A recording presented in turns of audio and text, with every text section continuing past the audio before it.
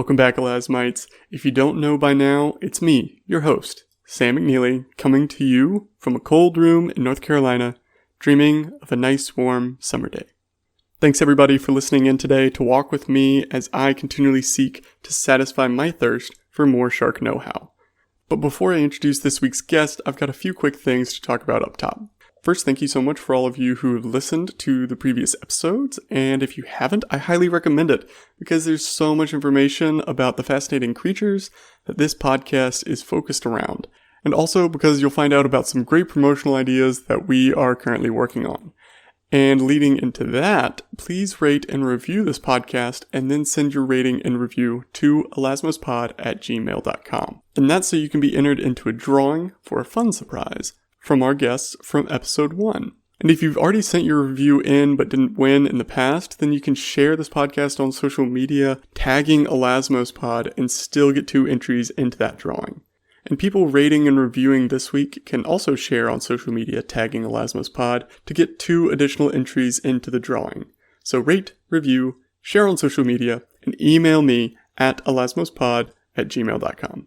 You can also find our Patreon page at patreon.com/elasmospod, and it really means a lot that you show your support through giving so that I can keep bringing high-quality shark information directly to your lovely ears. And Patreon donors, I am currently working on some fun extra content for you, and this will be great ways to interact with me in this podcast and just have a good time together.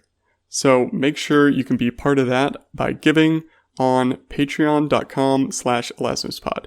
Thank you. And then you can find us on Instagram and Twitter at Elasmospod. You can find our Facebook page, the Elasmos Podcast, A Shark's Universe, on Facebook. And then you can also find our website, elasmospod.com. And a big thanks to Paul McNeely for setting that up for me.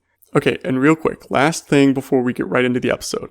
I'm wanting to do a listeners type of episode, so if you have any shark, stingray, skate, sawfish, or really just any other cool or fun, interesting ocean encounters, please email those stories to me at elasmospod@gmail.com so that your story can possibly be told on our first listeners episode.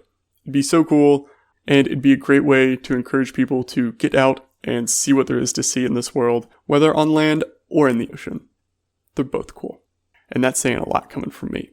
Alright, now on to this week's guest. She is an aquarist at the North Carolina Aquarium at Fort Fisher.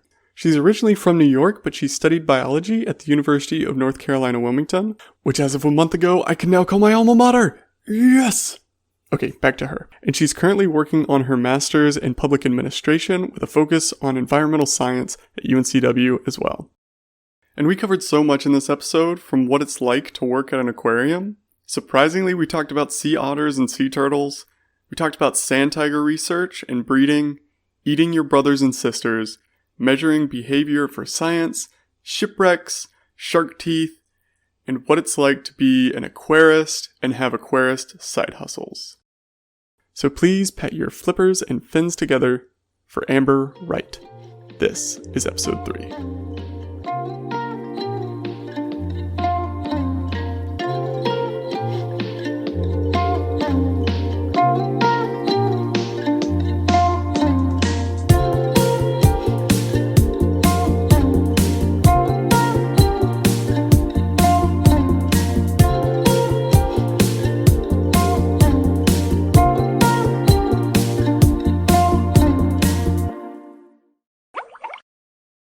So let's go all the way back to the beginning. What first got you interested in science? So what was first that got me interested in science was my parents made a big point to bring us to zoos and aquariums and get us outside and walking through parks, flipping logs, interested in this wildlife around us. And then in 8th grade, I had a biology teacher named Mrs. Lynch, who that year was all about animals. And when her class, she tried to bring in animals for us and just really tried to make it engaging. And for me, it worked really well. And what I learned in that class kind of inspired my interest through the rest of my, college and career. So what are your interests?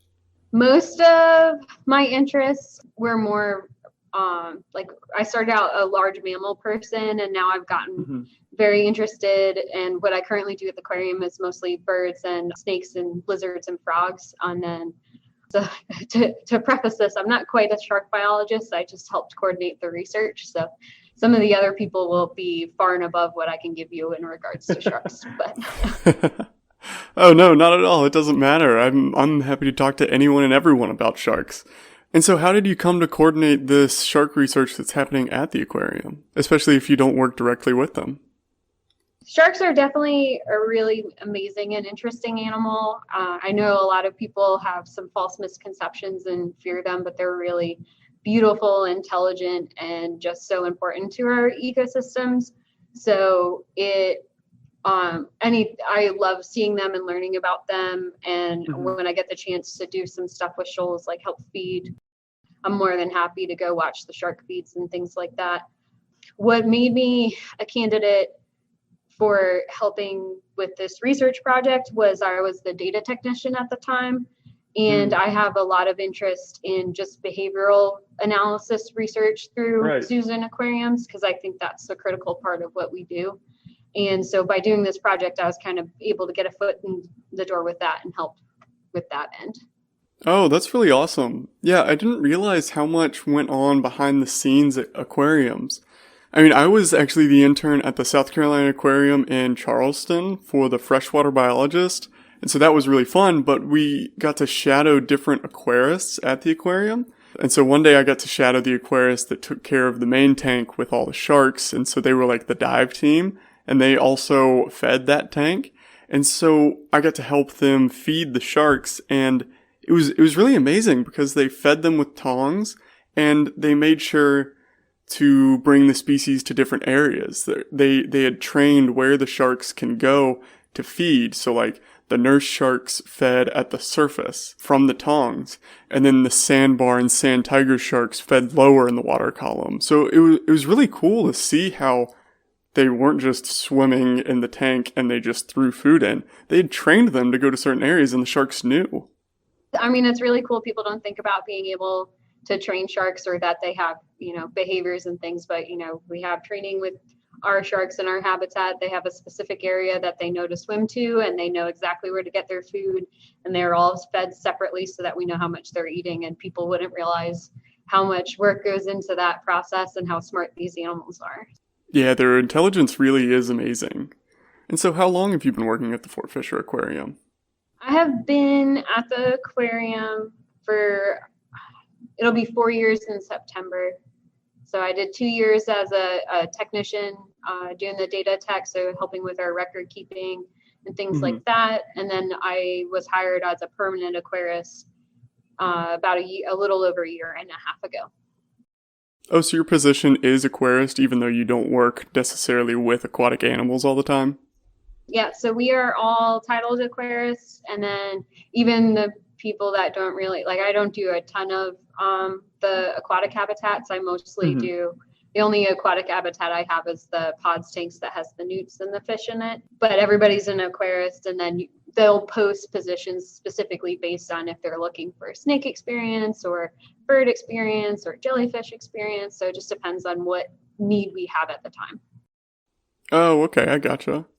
And I've heard that the aquarium and zoo field is very competitive. Have you found that to be true in your experience? Yeah, it definitely is a hard field to break into. Usually you have to do some volunteering and interning and then part-time work before you can get hired on. For the state, it can be challenging because they do want people who are really qualified to be hired, just because it is a state institution and they need to make sure that they have qualified people working. Okay, fair. To qualify for a full-time position, it's usually a bachelor's degree in 2 years or 6 years of experience with no degree. So it can be hard, and that's why they do try and hire technicians, but they're going against, people in the field who have 10 years of experience, and sometimes they get it, sometimes they don't. It just depends on who's applying in that specific situation.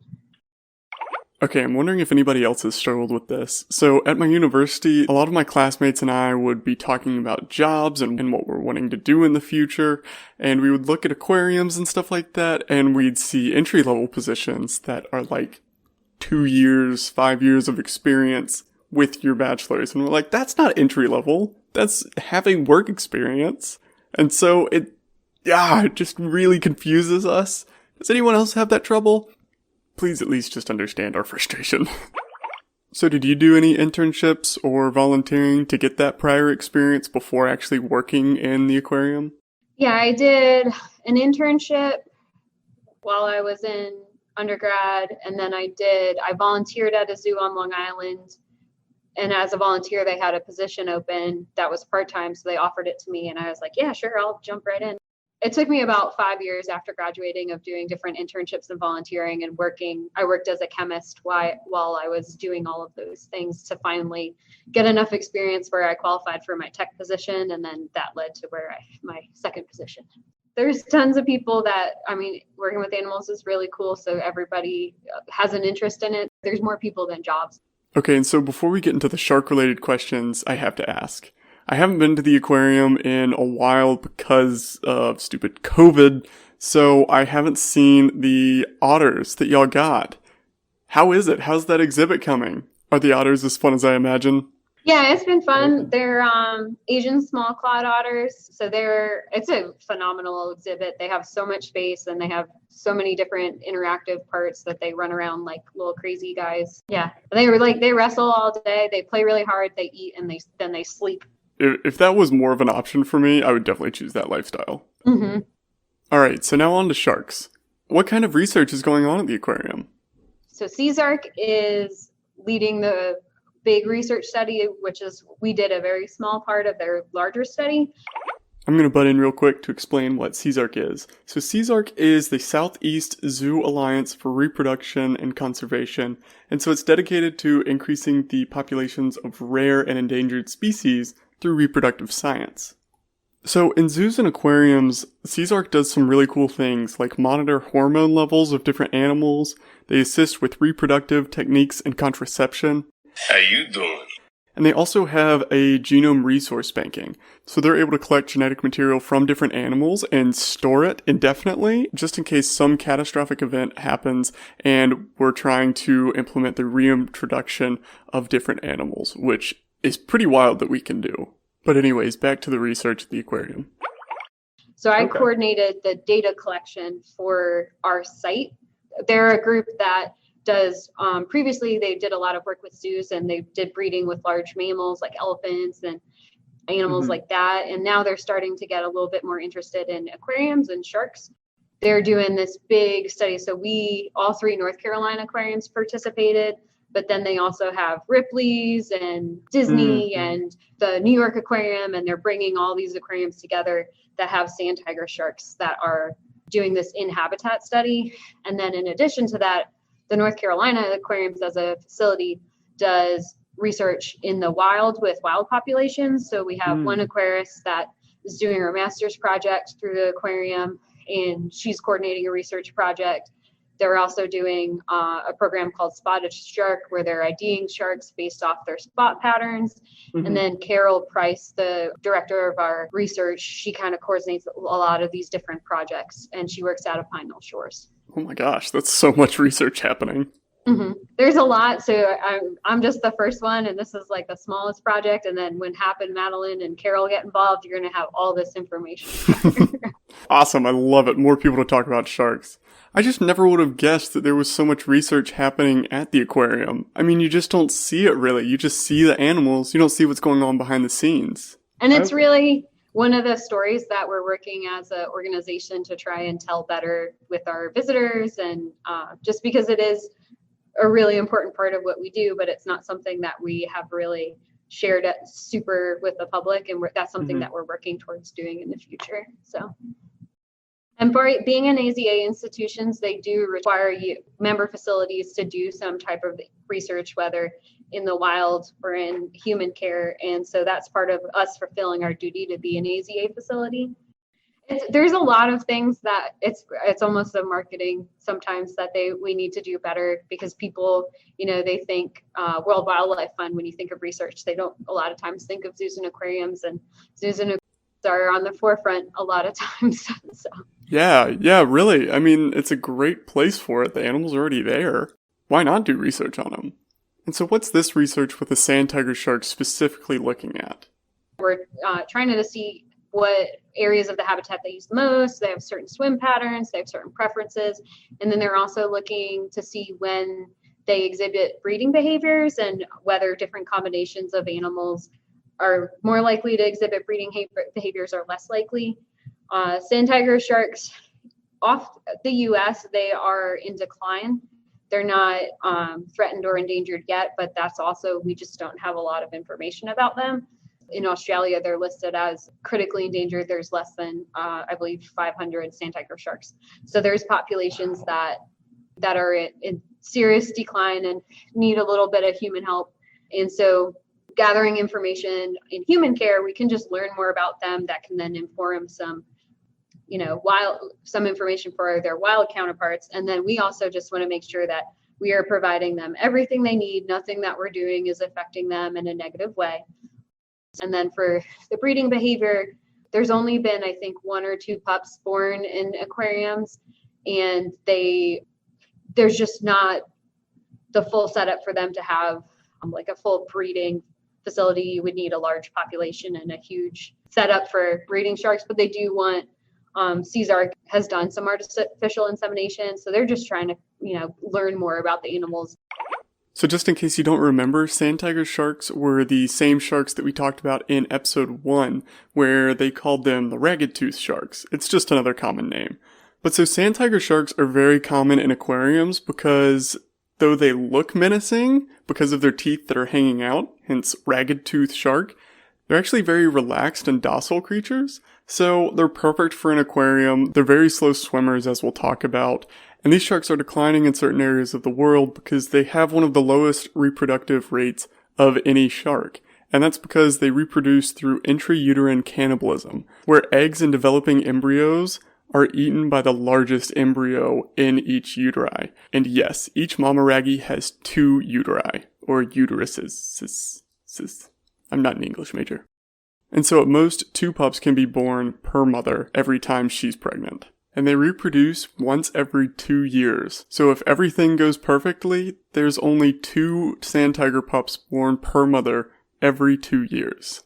So that's pretty low. And yes, I definitely want to do an episode just on this because it's so fascinating and very rare within the animal kingdom. So keep an eye out. So is the study on the wild populations off the North Carolina coast similar to the study that's happening in-house at the aquarium? Yeah, what they're doing in the wild, it is a little bit behavior. What Madeline is doing is they're tagging female sand tiger sharks, and then she has receivers and she's tracking their movements. So they're just really tracking, where they are, because they do migrate up and down, trying to figure out where those breeding areas are and those pupping areas are. Because if you're with sand tiger sharks, they take a long time to mature, which means that they have to be older to reproduce, and then they have a low reproduction rate. So they only have one, maybe 2 pups, and it takes a long time for them to go through their gestation. And then, so it's very slow for them to reproduce. So anytime you lose 1 or 2 animals, that can make a big impact.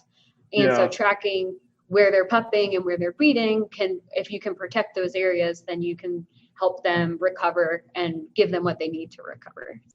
Okay, so I'm trying to picture the aquarium tank that has the sand tigers in it, and there are a lot of different habitats within it, but how did you quantify or determine where the sharks were hanging out in that tank? What was the scientific process behind it? So what the in-house study did look at is they did look at what areas of the habitat they were using, whether it was lower third, top third. And what they have found is that sand tiger sharks tend to prefer the largest swimming distance. So wherever there was the most open space, and they would either swim counterclockwise or clockwise and swim. So they had unobstructed lines. And so, and then if they had, multiple males, the males might, set up almost like different territories. So they it would depend on the habitat and how things are. But so, and they do, have a preference of where they choose to swim. And then and I can't talk a ton about it because it is CSARC's project and they're still doing their data analysis and they're adding new aquariums all the time. It's becoming this very large project, which is awesome because more animals, more data, you get more information. for our facilities, it has been the animals tend to swim in the top area and they like the unobstructed. Oh, interesting. And so how do you quantify behavior and movement for a scientific study? So the way that they set up the survey is it was on an iPad, and I apologize, I should have brought it with me. And it was with a program called Zoo Monitor. So that is a free program that's provided by Lincoln Park Zoo. And they have used it for a bunch of different behavior reasons, doing little analyses to figure out, improving enrichment or improving habitats for animals use. So we used it for the sand tiger shark research. And what they did was you would record what third of the habitat they were swimming in, what direction they were swimming in, and whether they were swimming clockwise, counterclockwise, oblique, which was like cutting like straight across where you couldn't really predict where they were swimming. And then on top of that, you would record it we would do the male and the female. So it was like it was a 10-minute time period. Every minute you recorded where they were swimming and how they were swimming. And then if you saw any other specific behaviors, then you had to, at any time you would record, okay, I saw them go up and gulp air, or I saw them, nosing the other shark or like moving their claspers. So that's how, and then they had a map that was also embedded into the software that was like a CAD drawing of our habitat. It had like a little dot that you would put right where the animal was swimming at that time. So you could get a little bit of the depth and then also where they were swimming. And then what CZARC is doing is they're taking all that information and they have the measurements of our habitats and they're kind of adding some GIS mapping onto that. Wow, so that gets really detailed. So Amber's calling me from inside the aquarium in front of their big tank with all the big sharks. And just as she was talking right there, a sandbar shark just swam right behind her. It's like they knew we were talking about them. Perfect timing. Yeah, really. And you mentioned a few behaviors before, but what are some other behaviors that you look out for in these sharks? So one of the things we were looking at, sand tiger sharks actually inflate their own swim bladders by gulping air. So that's one of the things we recorded. If they went up and they breached the surface and took a gulp of air, we would record that. They were looking at mating behavior. So we would look if they were like moving their claspers, which are the male reproductive organ, or the males will nose kind of near the female reproductive area. And then the females will also tilt their bodies up as like I'm receptive to it. And then our sharks at Fort Fisher are juveniles. So they started the first year, they didn't really seem interested at each other at all. They started swimming more together during their breeding season, but they didn't exhibit really any mating behaviors. And then the second year we did it, we saw a little bit more. One of the sharks are a little bit aggressive when they're breeding. So the male gets interested and sometimes the female will be like, no, and like kind of, nip at them. And then we would also record any interactions with the other animals. Like sometimes Sheldon will swim into one of the sharks and things like that. So you would just record, the male sand tiger shark got bumped into by Sheldon and that type of thing we would mark in there. So Sheldon is the green sea turtle that lives in the tank with all the other sharks and other fish, and he's about the size of what they say a laundry basket. So I kind of picture just like hold your arms out and touch your fingers together, and that's about how big he is. And he's not fully grown, so he'll get quite a bit bigger, but it's funny that he just bumps into the sharks sometimes. It's just them playing together, don't worry about it. You mentioned when you first got them that they would swim together. Are sand tiger sharks social animals? That I don't know. I can't speak to too much, but they definitely will congregate in areas, and a lot of times off of shipwrecks. And that's one of the reasons why it's great to do sand tiger research shark in North Carolina, because we have a ton of shipwrecks. So I just looked this up, and North Carolina's beautiful coastline is so lovingly called the Graveyard of the Atlantic. And that's because, as outerbanks.org estimates, that there's over 3,000 shipwrecks off North Carolina's coastline. And like Amber said, these shipwrecks have become great spots for a lot of fish to congregate, especially sand tiger sharks. And so just think of it as their little suburban area, where they just have cookouts and fish fries on Fridays. So there have been found to congregate in numbers. So one would think they may be a little bit social. And one of the other things CSARC found in their investigations was that if you had, two males, it helped the females be a little bit more interested in breeding, which kind of makes sense. A little bit of competition in there. Oh, so they just want someone to come in and spice up their lives with a little fight for the girl, huh? Angela, you had 2 sets of different men actually duel over you? I guess I have. So with any of these behaviors, can you tell if they're like stressed or relaxed or angry or anything? I guess that's kind of connecting emotion to their behavior. Sand tigers are pretty slow moving animals. So that's one of the other things we record is like about how fast they were swimming, whether it was slow, average, or fast. And so that can be, speed of animals, which there's some sharks that, swim really fast, like the sandbar sharks. They just are fast swimming sharks, and that's just how they are, where sand tigers are kind of a little slow. Change in speed could be excitement or, not non-excitement, or if they, like one of the things they would do pretty consistently, if it was a feeding day, you would see them swimming pretty quick. They knew that it was coming soon, and they have some cues. They have a light that they'll turn on when it's time to feed for them, and that kind of is their trigger where they're like, okay, we know where we're going. We're going to get there quick. So you can see some of that in behavior, but without taking like cortisol samples or stuff, we couldn't say for sure, but definitely their behavior or where they would swim might change if we had divers in the water and things like that. Yeah, I mean, I get why sand tiger sharks are excited around feeding day. I mean, you look at me close to dinner and I'm kind of jittery. I'm like excited. I'm ready for that next meal because I haven't eaten in a while. So I get it. Yeah, like you feel your belly empty. You're like, oh yeah, it's time. Let's go. Yeah, really. Like, when it's time to eat. And so how did y'all define how they used the habitat? We were looking at like kind of like the habitat being like the whole area, and then kind of where they preferred to be in the and that's kind of how they were looking at it in this specific study. What they preferred in our habitat was the top third, and again, similar to the other facilities, those unobstructed swimming areas. And we have a lot of rock work towards the bottom, so they tended to prefer to be in the middle or the top third. So you mentioned here in North Carolina how sand tigers like to congregate around like the shipwrecks that we have. Is there a reason for that? Like, why do they prefer to stick around these shipwrecks?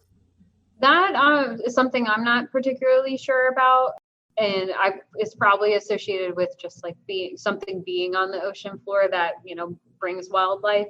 There's corals and other stuff. There's fish, and once there's something there, they'll come and find it. And so it's just for North Carolina, good or bad, we have a lot of them. So and it tends to be good habitat for sharks. So. Yeah, it's kind of weird. We have like all these shipwrecks around here, and it's really cool because it provides such a good habitat to support a great diversity of animals, but it's also kind of alarming how many shipwrecks we have. Yeah. Okay. Why is this study that y'all are doing important?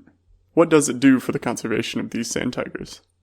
This study is important in a lot of ways. So just for the North Carolina Aquariums, we care about our animals, and we want to know as much as we can about them to provide them the highest quality life. That our mission is to inspire appreciation and conservation of our aquatic environments, and we do that by providing excellent animal care and then, sharing these animals' stories. So for us, it's just really important to learn more about these animals to be able to provide, the best habitats that we can. Hopefully in the near future, they want to do a little bit more expanding of Fort Fisher. So one of the things that is on the list is potentially doing another very large habitat, because our habitat is a little too small for adult sand tiger sharks. So when these guys get to full size, they'll go to another facility that has bigger, better space for them. And so in the future, we want to be able to provide a habitat that a full adult sand tiger shark can be here. So, this type of information will help us design a habitat. Aquariums like to steal ideas from each other. So we've already had staff go up to the New York Aquarium and look at their habitat because they just built this huge exhibit. And then this type of information, like I said before, can also help us help their wild counterparts, and why it's so important to have animals under human care so that we can get information and then use that. So knowing when they breed, when they pup, and what times of year and all that stuff, and what behaviors to look for, then if we need to protect a certain area or make recommendations to fishermen or like the government or different things, we have some information to help inform those decisions. Yeah, that's so true. And what's really interesting to me is the timing of things. So I know at least some animals, I'm not so sure about sharks, but some animals have a breeding season and a spawning season. And that depends on water temperature and different kind of environmental factors. How does the North Carolina Aquarium account for that? Does it somehow change the water temperature to match the ambient oceanic temperatures? So they do adjust the temperatures a little bit up and down, and then just for the size of the aquarium or the habitat, it does have kind of its own fluctuation that it naturally goes through. And I'm not 100% sure for sharks, but usually with breeding, it's either tied to temperature or photo period. And they do have some natural light that they get. So those two triggers together can kind of, because we did see, I think their breeding season starts in like late winter, early spring, and then goes through the summer. And we kind of started seeing behavior, in that range. So I wasn't really sure what photo period meant, so I looked it up, and it just means day length. So from what Amber's saying, as the days get longer in the spring and summer, the sharks become more reproductively active. I wonder if humans act the same way, since we're coming out of that winter seasonal affectedness disorder. Something to look into. So is this research ongoing? Mm-hmm. And is there an expected end date or deadline that y'all are shooting for? That I don't know. For us, we finished our data collection last fall, around November. So we did 2 full breeding seasons for Fort Fisher, and then Final Shores and Roanoke, I think, did 2 full breeding seasons as well. They are continuing to add facilities, and they usually want to get at least 1, if not 2, full breeding seasons of information. Yeah. So it's kind of, they do little reports, and they've presented at the Association of Zoos and Aquariums conferences a little bit about their results, and it's like an ongoing project that they're doing. And I think, I'm not sure if they've published anything yet, but they are presenting some of their data and starting to get into like the heavy duty analysis because they finally have enough. But they are adding new facilities, so it may be something that's just like a long-term project, and long-term data sets are always great to have. So. Oh, definitely. And it seems like since you'll have these sharks pretty much for forever, that you'll be able to just keep collecting data on their behavior if you want, and if there's people to do that, which seems beneficial because then you just learn more about shark behavior in general, and especially in captivity, which has got to be important and could probably vary from even wild populations. And is this kind of research being carried out on your other types of sharks? I know you mentioned you had some sandbars in the same tank as well, right? Yeah, we have sandbar and bonnethead as well. Not to my knowledge do I know of any other research. That doesn't mean there very well could be other. Sand tiger sharks are one of the aquarium's like top 2 display across the industry because they are kind of docile for a shark and they do very well. And they swim slow, but they have, their big teeth that stick out, so they look really scary, but they're very calm for a shark. So and they get big, so they're really great for the public to see because it's like this just beautiful animal with these spots on them and these big scary teeth there, and then they swim really slow and go in their circles. So that's why there's a strong interest in sand tiger sharks, because there is a strong preference to have them in zoos and aquariums. Because I love shark teeth, I wanted to find out how many teeth a sand tiger shark can have at one time. And so the Florida Museum says that the upper jaw of the sand tiger shark can have between 44 and 48 teeth, and the lower jaw between 41 and 46 teeth. Well, that's a lot of little teeth. But to be honest, I was expecting a lot more. But either way, sand tiger shark teeth are probably some of my favorite shark teeth that I've found before, because they're long, slender, they have a little curve to them, and they're very sharp, which for some reason is fun for me. And as Amber was talking about sand tiger shark swim speed, they're really slow movers. They swim so slowly, but but that's actually pretty normal speed for them. So she told me how she was sent videos of different sand tiger shark swimming speeds so that she could get a feel for when they're moving fast, when they're moving normal, when they're moving slow. So here she is. Sent me videos and she's like, this is example of slow. See how they're not moving? This is slow. And there was some inter-rater reliability in there. So I had to, test against her to make sure that I was seeing things the way she was seeing them. So that when I trained people here, there was a benchmark to hit so that it wasn't just, up to interpretation. So it's very funny because like fast you can get, but slow is like, they are not moving. Yeah, I mean, I feel like that would be so hard. Like my first time going in, I feel like I would just think they're always moving slow because they are. Slow is average, and that's hard. And our guys here, one of the things that I always got a kick out of is they would, we have their return pipes that have a little bit of a current, and sometimes they get moved for enrichment or for just when they're feeding. And the male would like to swim around, hit the current, and just let the current push him so that he didn't have to swim. And so it was just funny to watch them use the habitat. That's hilarious. That reminds me of like those moving walkways at airports that you take between terminals. You're just like, ugh, I'm so tired of walking. I need a break. And then so we just let the ground do the work for us. I know as humans we describe that as being lazy. So do you think you would call that shark being lazy?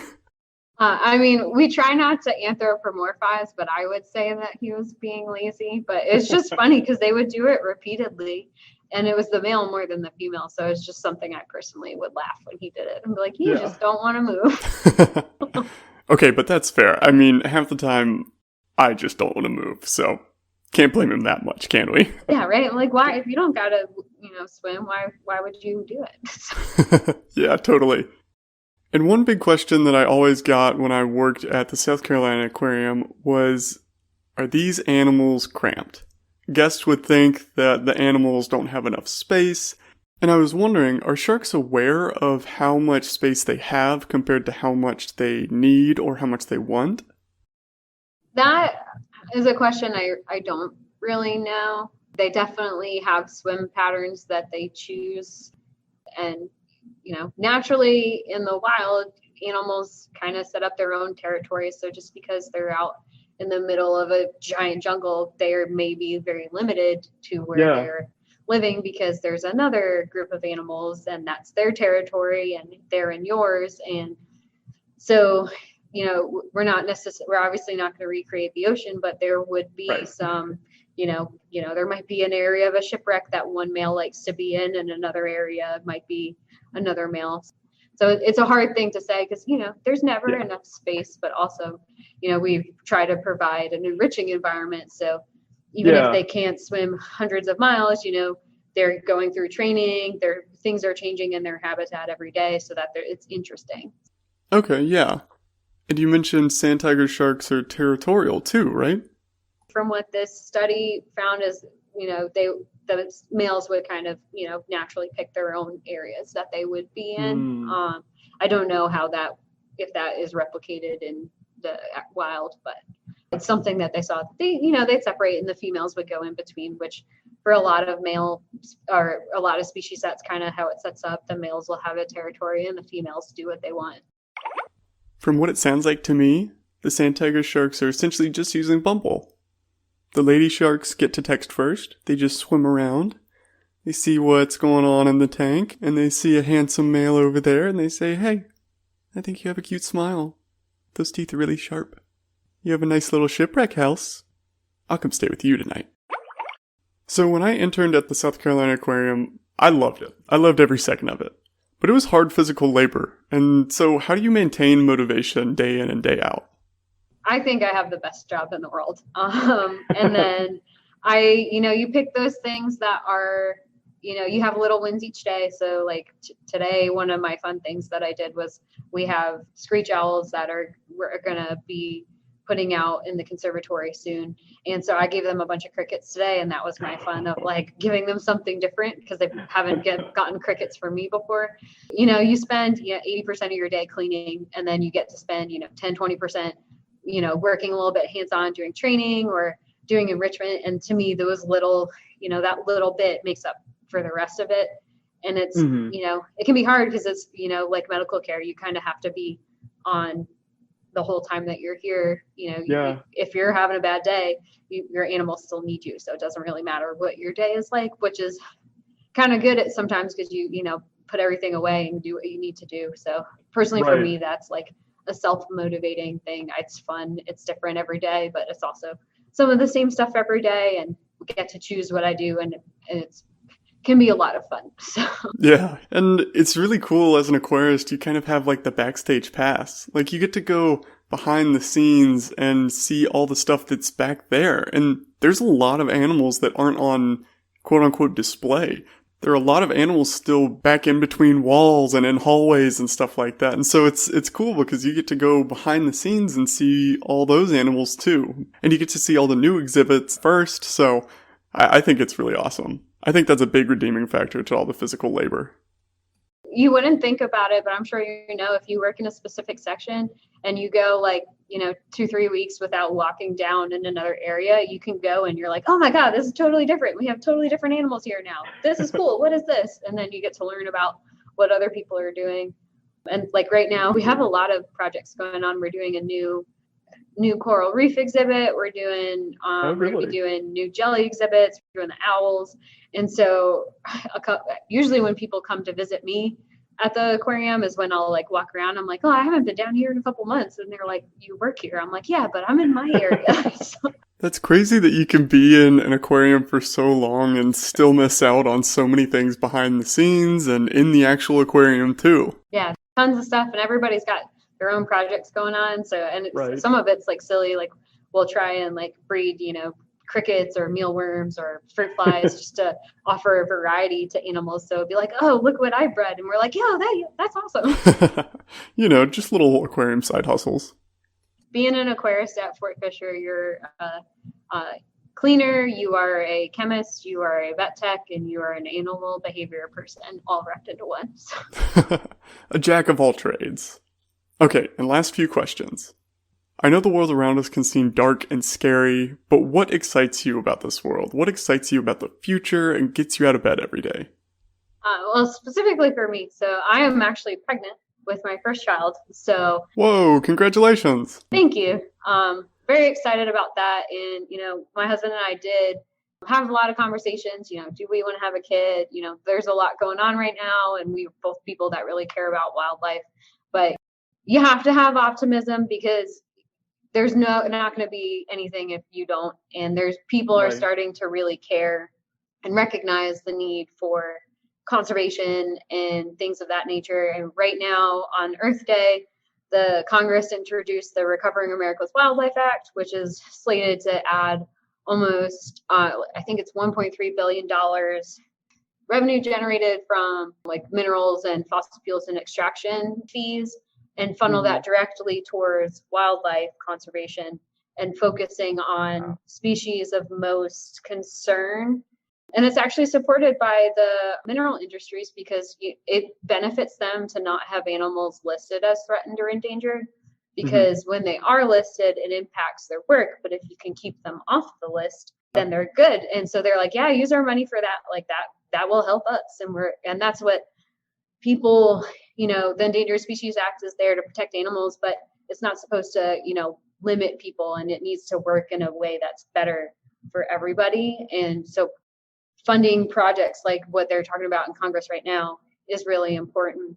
And there also is bipartisan support for that. So hopefully it'll go through. It's something that, and we had last year or 2019, 2020, there was an act that went and provided $1.9 billion in funding to national parks to help fix their trails. And this actually was passed and funded, and that's for the next 5 years because of some of the issues that we had with the COVID closures and people take advantage of there not being staff there. So, Congress's way of apologizing. Man, that's great to see environmental progress, especially within the government. If you listen to the news, they're all gloom and doom, but if you go through and read some of the stuff, you're like, okay, there actually is bipartisan support for conservation. And, it's recognized, most of the funding comes from hunting licenses and fishing licenses, and it's recognized that we need more than that for funding, and that it shouldn't only be on hunters to provide conservation. So. Yeah, that seems kind of ironic. And do you have any personal or career goals for the future? A little bit of everything. So one of the things I'm doing my master's in public administration because that I love the aquarium. I love the zoo and aquarium field, but there is a need for people who can talk policy and who can talk science. Mm-hmm. And I feel like I fit that niche. So I'm like doing my master's in public admin has been able to give me a really better understanding of how the policy process. So I would like to either AZA is starting to do a push towards getting their foot into policy writing. And like we have the Aquarium Conservation Partnership where they've been doing a little bit more advocacy work. And so that's kind of where I see myself going more. I'm not quite sure what and where I'm going to end up. So I'll be here for a good bit longer, but that's kind of my next step in figuring out whether I stay in the zoo or aquarium field or I go and become a policy analyst or something. So that's kind of, but I want to help with, it's great to do science. It's great to have all the science, but I want to help write the policy so that, you have people who understand science that can read the science, then write policy that actually is science-based and will work. Wow, that is such an important job. That's kind of like science communication, but within the government and making governmental change, which is different, but also really, really important. So that's awesome you're able to use your talent for that. And now, do you have a favorite animal? I do. I work with Maverick, so he's my baby. I know it's not a shark, but for your viewers, Maverick is our bald eagle. So I enjoy the birds because they're all super sassy, and it just brings me so much joy. So I actually met Amber through Maverick because I was helping with their research that they were doing with him, kind of similar to the sand tiger research where they were just trying to figure out where he is in the habitat. What is he doing in the habitat? Is he playing with something and that sort of thing? I do the most training with Maverick, so that's one of the reasons why I like working with him, but even down to the dart frogs is my habitat, and I find that really fun because I have tons of live plants and I get to, breed different insects for them and switch up their food and do so. It's different animals are different, and I like different things about them. Yeah, you get a variety pack working with a bunch of different animals, and this could be Maverick too. But if you could be one animal, what would it be and why? Oh, that's a good question. I originally really wanted to work with big cats, and I like big cats. And I joke with my husband that I'm a cat because I'm selectively social, and because I don't like people touching me unless I'm like, oh, I'll hug you, but I don't want you to hug me. So it would probably be some type of cat if I had to pick an animal. That's a great answer. And how can people find you or the aquarium? So the aquarium, I am at the North Carolina Aquarium at Fort Fisher, and we are located on Carolina Beach. So you can come visit me at the aquarium, find somebody with a radio and say, can I speak to Amber Wright? And I'll be like, okay, who are you? But sure. Why not?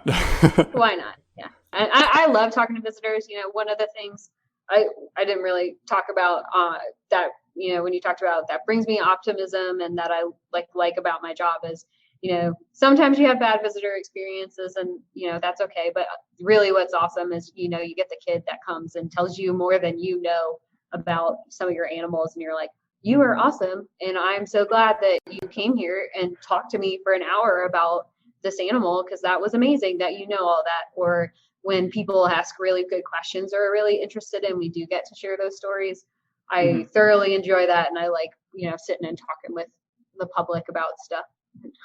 My favorite are the 10-year-olds that come in and tell you everything, even if it's, about the dinosaurs. When we have the dinosaurs, I'm like, you are so smart. I wish I was as smart as you and you're 10. So that was the amazing and wonderful aquarist and research lead on the sand tiger research, Amber Wright from the North Carolina Aquarium at Fort Fisher. And you can find the North Carolina Aquarium online at ncaquariums.com. And there are 4 different aquariums, but you can find Fort Fisher under there. And then you can find the North Carolina Aquarium at Fort Fisher on Facebook, Twitter, Instagram, and Pinterest at ncaquariumff. And then also on YouTube at NC Aquarium Fort Fisher. And you can find the Elasmos Podcast on Patreon at patreon.com/elasmospod. And remember, I am working on some great things for Patreon donors, so please give to help support this podcast and to let me keep doing this, but also to get bonus content in addition to these free episodes. That's patreon.com/elasmospod. And please remember to rate and review this podcast on whatever platform you're listening to it on, and then send that rating and review to me in an email to be entered into a raffle to possibly win a very cool and maybe artsy prize from our first week's guests, Miriam and Greg from Under the Sea Art. And if you've already sent your review to me in the past but didn't win, then you can share this podcast on social media, tagging ElasmosPod, and still get 2 entries into the drawing. And people rating and reviewing this week can also share on social media, tagging ElasmosPod, to get 2 additional entries into the drawing. So go rate, review, share on social media, and email me at elasmospod@gmail.com. Go win yourself a prize.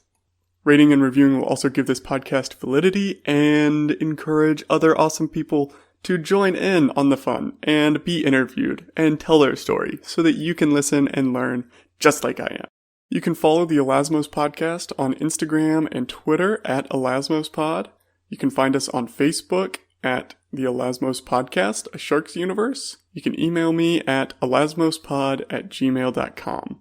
And remember, I'm also thinking about doing a listeners episode series. So please send me your shark, stingray, skate, sawfish encounters, or really any encounter in the marine world, because they're all just so fascinating. And your story might get read on the first listeners episode. So remember to send your stories to my email, again, elasmospod@gmail.com. And then you can find our website online at elasmospod.com. And then lastly, again, I just want to thank Connor Blake and Wes McNeely for creating the amazing theme song. Wes McNeely can be found on Instagram at wes.mcneely1 and on YouTube at Wes McNeely. And a big thank you to my other brother, Paul McNeely, for creating the awesome looking website. It's so cool. Go check it out. And you can find me, your host, yours truly, on Instagram at smcneely4335. Alright, so now that we're done with the credits, I can move on to my weekly update. Okay, so per Liz Wardsing's recommendation from last week's episode, I watched My Octopus Teacher. And oh my god, it was such a good documentary. You have to go watch it. I almost cried. It was so good and so touching and so heartwarming. Oh, I want a pet octopus so bad now. You should definitely go watch it because it was the highlight of my week. It was fantastic. I can't say enough good things about it, and it makes me want to go out there and dive and see the world. Okay, so go watch My Octopus Teacher per Liz Wardsing's request and my request. Okay, thanks everybody. Have a good week, and come back here ready next week for another episode of the Elasmos Podcast. Later, skaters.